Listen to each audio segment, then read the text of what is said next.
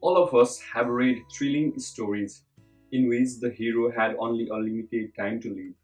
Sometimes it was as long as a year, sometimes as short as 24 hours. I speak, of course, of free men who have choice, not condemned criminals whose activities are strictly limited. Such stories set us wondering what we should do under similar conditions. What should we crowd into these last hours? What happiness should we find in reviewing the past? What regrets? Sometimes I have thought that we should live each day as if it were our last. Most of us, however, take life for granted. The same causalness characterizes the use of all our senses. Only the deaf appreciate hearing. Only the blind realize the blessings that lie in the sight. It's the same old story of not being grateful for what we have until we lose it. I have often thought it would be a blessing if each human being were stricken blind and deaf for a few days. Darkness would make him appreciate sight. Silence would teach him the joys of sound. Now and then I have tested my seeing friends to discover what they see. Recently I was visited by a good friend. She had just returned from a walk in the woods. What did you see? I asked. Nothing in particular, was her reply. How is it possible to walk for an hour and see nothing worthy of note? I cannot see, but I find hundreds of things that interest me.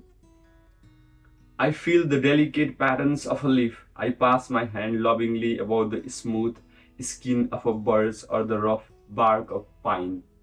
In spring, I touch the branches of trees in search of a bud. I feel the velvety texture of a flower. Occasionally, I place my hand on a small tree and feel the happy quiver of a bird in song. At times, I long to see all these things. If I can get so much pleasure from mere touch, how much more beauty must be revealed by sight. Yet, those who have eyes see little. The panorama of color and action which fills the world is taken for granted. If I were the president of a university, I would set up a course called How to Use Your Eyes. The teacher would show his pupils how they could add joy to their lives by really seeing what passes unnoticed before them. Perhaps I can best illustrate by imagining what I should most likely see if I were given the use of my eyes, say, for just 3 days. And while I am imagining, suppose you too consider the problem. How would you use your eyes if you had only 3 more days to see? Sorry. How would you spend those 3 precious days? I should want most to see the things which have become dear to me through my years of darkness. You too would want to let your eyes rest long on the things that are dear to you. Then you could take the memory of them with you into the long night that loomed ahead. If by some miracle I were granted just 3 days to see, I should divide the period into 3 parts. On the first day, I should like to see the people whose kindness and friendship have made my life worth living. First, I should gaze long upon the face of my dear teacher, Miss Anne Sullivan, Messi. She came to me when I was a child and opened the outer world to me. I should like to see in her eyes that strength of character and compassion for all which has revealed to me so often. I know my friends from the feel of their faces, through the thoughts they express to me, and through whatever their actions reveal to me. But I am denied that deeper understanding of them that I am not sure would come through sight. I should like to call my dear friends to me on that first day of sight. I should like to watch their eyes and faces react to expressed thoughts and events. I would look up long into their faces, imprinting upon my mind the outward evidences of beauty within them. I should also let my eyes rest on a baby. I wish to see the eager, innocent beauty which precedes the awareness of the conflicts which develops later in life. On that busy first day, I should like to look into the loyal, trusting eyes of my dogs. I should also want to see the simple things in my home. I want to see the warm colors in the rocks under my feet.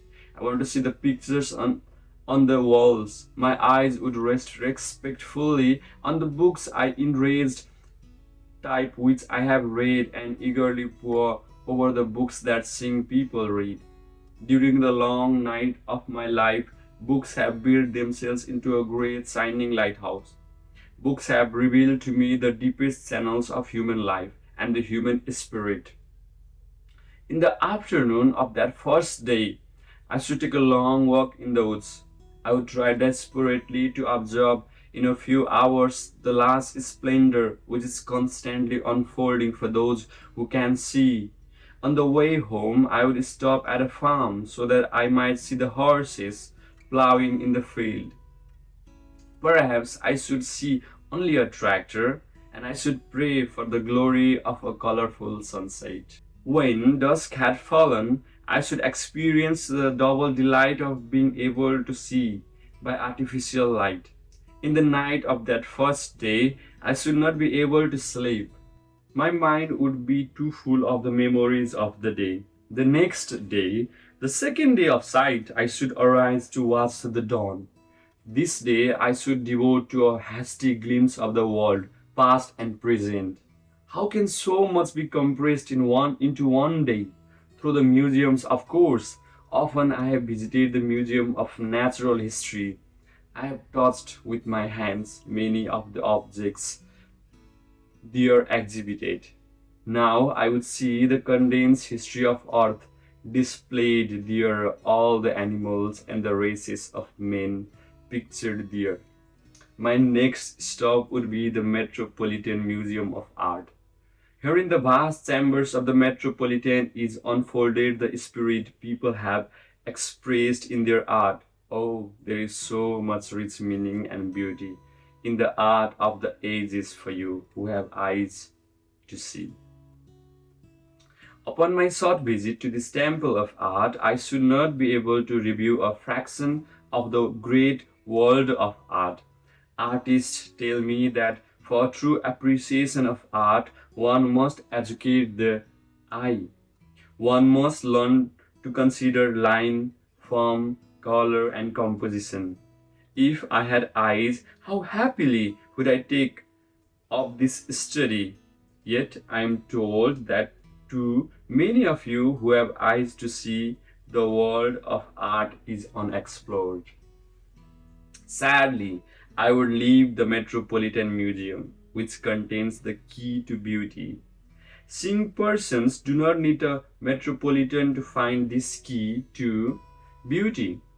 The same key lies waiting in smaller museums and in books, in even the smallest libraries.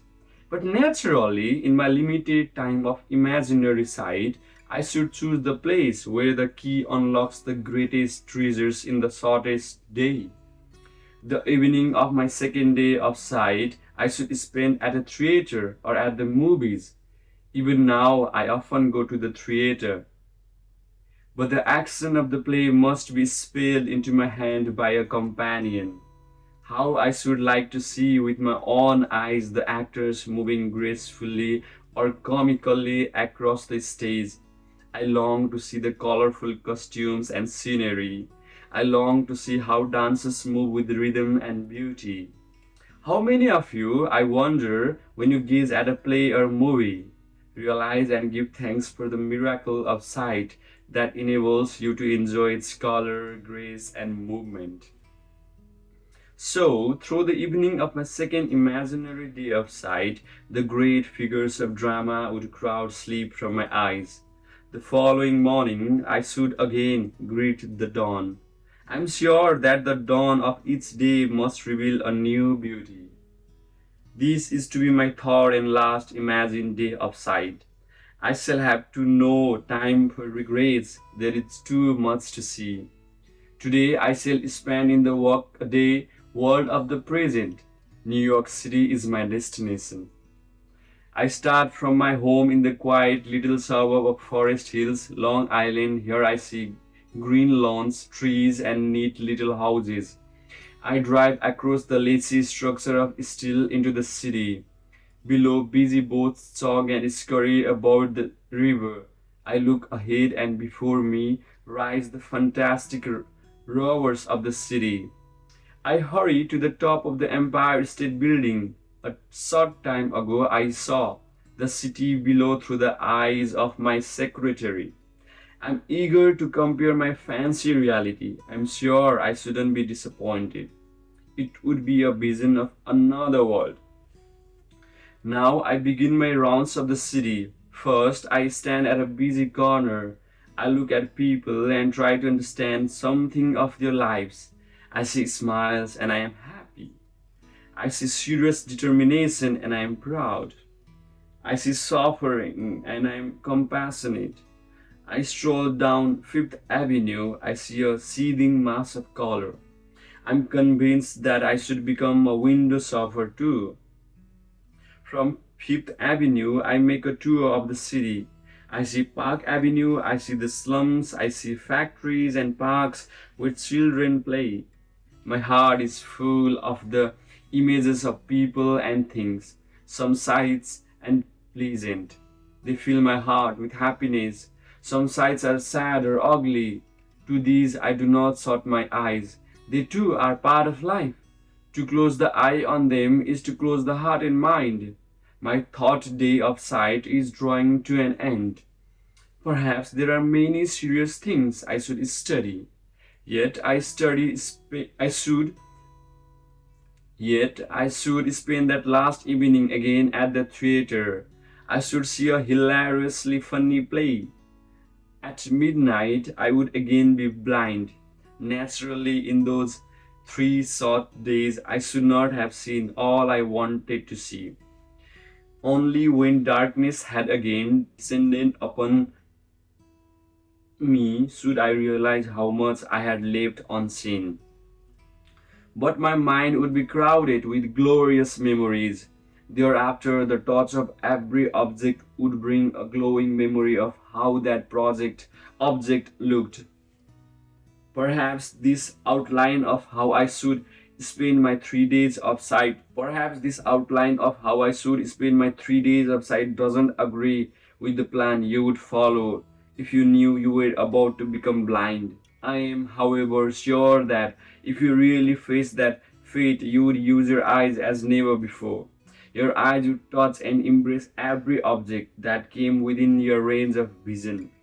Then, at last, you would really see. A new world of beauty would open before you.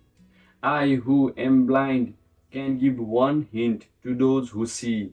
Use your eyes as if tomorrow, sorry, you would become blind. Use your other sense the same way. Hear the music of voices, the song of a bird as you would be deaf tomorrow. Touch each object as if tomorrow this sense would fail.